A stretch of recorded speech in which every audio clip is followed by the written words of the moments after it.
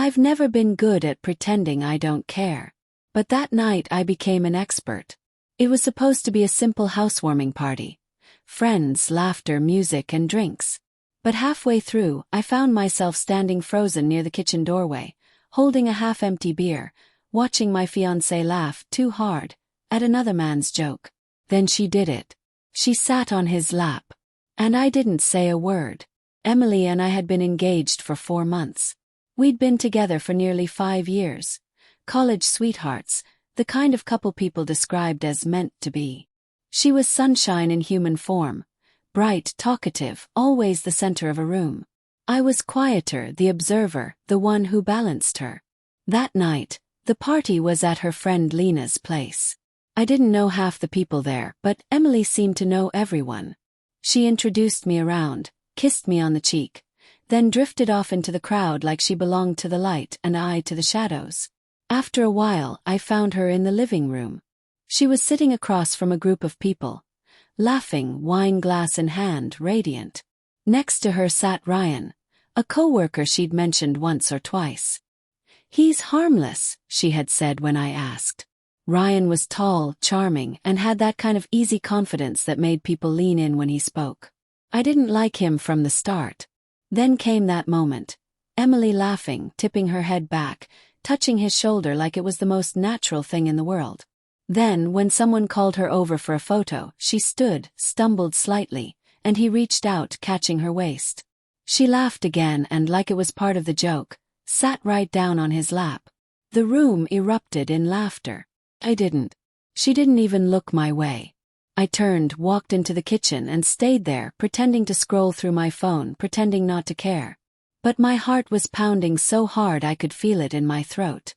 On the drive home, the silence between us was heavier than any argument we'd ever had. She was tipsy, still humming from the music, and didn't notice at first. But after a few minutes, she looked over and frowned. "You're quiet," she said. Kept my eyes on the road. "Am I?" "Yeah. Are you okay?" I forced a smile. "I'm fine." "Liar." She giggled and reached for my hand. I didn't pull away, but I didn't squeeze back either. When we got home, she kicked off her heels and flopped onto the couch. "You were weird tonight," she said, half laughing. "Did something happen?" I stared at her for a long moment. "You don't remember?" She blinked, confused. "Remember what?" "At the party," I said quietly. "You sat on Ryan's lap." Her expression changed, just slightly. A flicker of guilt, quickly masked with a smile. "Oh, that. Come on, it was a joke. Everyone was laughing. I wasn't." "Oh, Mark." She sighed and walked over to me, placing her hands on my chest. "You're not jealous, are you?" "I'm not jealous," I said, stepping back. "I'm disappointed." Her smile faded. "It didn't mean anything." "It meant something," I said. "You don't sit on another man's lap when you're engaged." She crossed her arms. "You're overreacting." "Am I?" We stood there, staring at each other, her defiant, me breaking inside. "Ryan's just a friend," she said finally. "You're the one I love." But the words sounded rehearsed, hollow. For the next few weeks, things were tense. We acted normal around friends, smiled for photos, planned wedding details. But beneath the surface, cracks had formed. I started noticing little things. The way she'd hide her phone when I walked into the room. The late texts from co-workers. The sudden work dinners that didn't exist before. One night I asked, "Are you still talking to Ryan?" She hesitated just a little too long. "He's part of my team at work, Mark. I can't just ignore him." "Right," I said. "Just work." But I knew. Somewhere deep down I knew.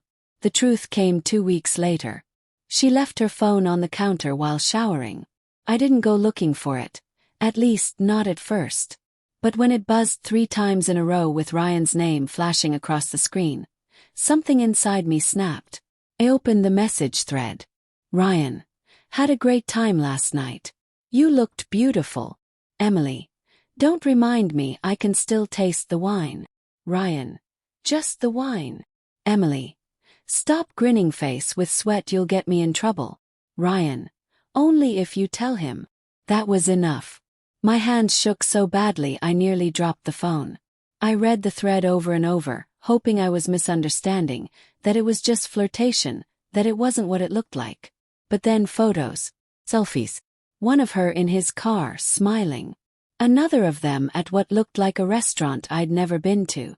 My stomach turned. When she came out of the shower, towel around her hair, humming like nothing was wrong, I was sitting on the couch, her phone in my hand. Emily, I said quietly. Her smile faded. What are you doing with my phone? I should ask you the same thing, I said, holding up the screen. What is this? Her eyes widened, then dropped. Mark, I can explain. Don't. My voice broke. Don't lie to me. Tears filled her eyes. It wasn't supposed to happen. It was one time. One time. I laughed bitterly. You've been texting him for weeks. You lied to me. I didn't mean to hurt you, she whispered. You did. She reached for me, but I stepped back. Mark, please. It didn't mean anything. I just got carried away. He made me feel. Feel what? Snap. Wanted. Excited. Something I didn't. She started crying then, her voice small. I'm sorry. I stared at her, at the woman I thought I'd spend my life with, and realized I didn't recognize her anymore. That night I packed a bag. She begged me not to go. We can fix this, she said.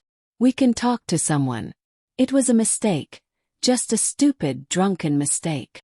I looked at her, red-eyed, trembling, and felt nothing but exhaustion. You know, I said quietly, I could have forgiven a mistake, but not a choice. And you made choices, Emily. Over and over. She broke down, sobbing into her hands, but I couldn't stay. I walked out without slamming the door. Quietly, like the love we'd built, ending not with an explosion but with silence. It's been 8 months since that night. The wedding venue refunded part of our deposit. My parents stopped asking how she's doing. I moved into a smaller apartment across town. Empty walls but peaceful. Sometimes I still think about her. Not with anger anymore but with sadness. Because I realize now, betrayal doesn't start with the act. It starts with the distance. The laughter shared with someone else. The secrets kept. The moments when you choose silence instead of honesty. The night she sat on Ryan's lap, I thought I was angry because she embarrassed me. But the truth is, I was angry because I saw the future. Her slipping away, piece by piece, and I did nothing. I told myself it was harmless. That love was strong enough to survive a bruise. But love doesn't survive lies. It suffocates under them. Last week she called. Mark. Her voice was soft, unsure. I heard you moved out. I just wanted to say, I miss you.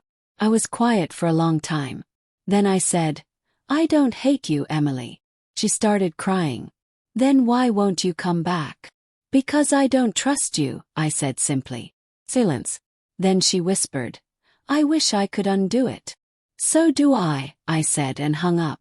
Sometimes when I pass a bar or a party, I see people laughing, women tossing their hair, men leaning close, and I think of her. Of how easy it is to lose something real chasing something fleeting.